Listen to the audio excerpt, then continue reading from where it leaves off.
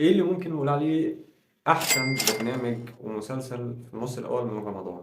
طبعا العلاقات بتستمر بالتغافل مش ان سامح حسين بعد اختفائه بمده طويله قوي طلع علينا ببرنامج على منصات التواصل الاجتماعي بتاعته. بقى يا جماعه برنامج قطايف، برنامج لذيذ قوي، تحس ان انت بتتفرج على ابوك او اخوك الكبير وقاعد بينصحك.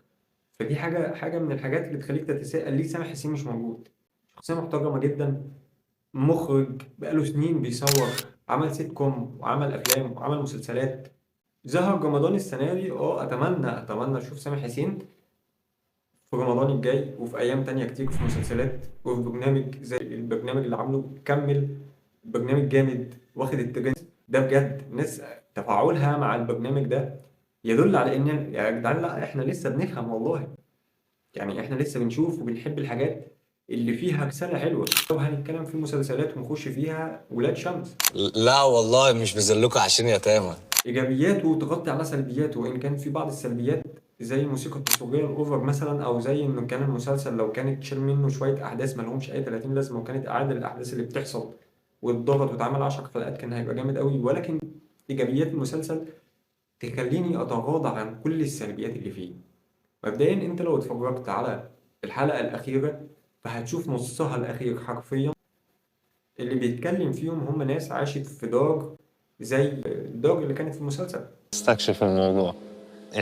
منهم المحامي، منهم المدرس، ومنهم الإعلامية، ومنهم المونيتير. لكن ناس كتير قوي غفلانة عن القصة. المسلسل قدر إن هو يصحي حالة كانت قربت تتنسي عند ناس كتير جدا جدا. فهنا السبوت حلو، والنص الأخير من الحلقة الأخيرة حلو قوي. فده لا هيخليك تقول المسلسل ده من وحي الخيال زي ما هما ما كاتبين، امال ايه الحقيقي. وبالمناسبة كان لازم مفتاح يموت، كان لازم مفتاح يموت عشان الأحداث بتاعت الحلقة الأخيرة لو أنت ما اتفرجتش عليها مش هحرقها لك، تمشي بنفس النمط ده. وهنا نيجي للممثلين اللي قدروا يوصلوا لنا الرسالة دي، اللي هو أستاذ محمود حميدة. دور الشجر كما يجب أن يكون. طه دسوقي في دور الدراما بتاعه لأول مرة ينقله حرفيا، عمله بطريقة حلوة. وكل اللي هنقول عليهم دول السهل الممتنع حرفيا. أحمد مالك، وكانت المفاجأة بالنسبة لي مينا أبو الدهب اللي هو طارق في دور عبيد، شخصية مستفزة قدرت تنقل لك مشاعر استفزاز. فأنا عايز تمسك عبيد ده بص تعمل معاه الغلط. فدي شطارة ممثل جاني مسلسل النص، وده اتكلمت عنه في فيديو قبل كده. بس ميشيل ميلاد لما نضاف جديد لا ادى مسلسل طابع تاني خالص. ولو انت ما عملتش سبسكرايب ولايك وشير وكل الحاجات اللطيفة اللي شبهك دي اعمل أرجوك. مش الميلاد بص هي مدارس. يعني هنيجي نتكلم في حتة الكوميديا شوية، هتبص تلاقي مثلا أستاذ عبد المنعم مدبولي، أستاذ فؤاد المهندس، أستاذ سمير غانم، عادل إمام، وكمان الله يرحمه سعيد صالح. كل واحد فيهم مميز في كوميديا أو ليه مدرسة.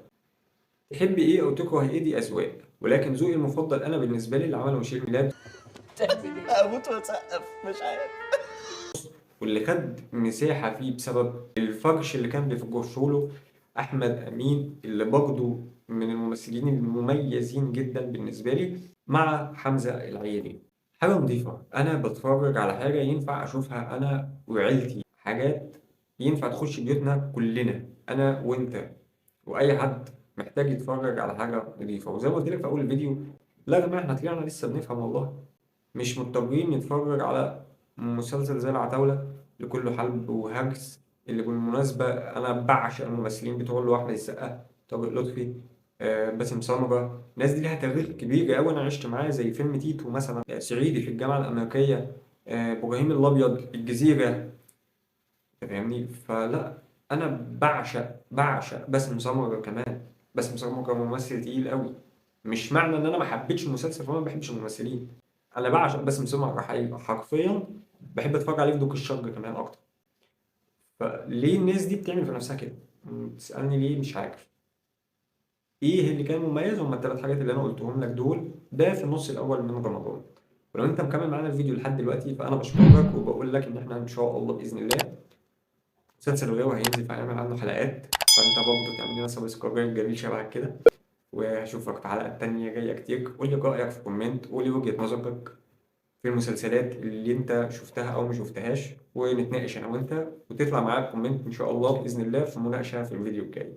لو لقيت الكومنتات كتير هعمل كده، ما لقيتش فخلاص هنكمل زي ما احنا. نشوف فيديو جديد وسلام.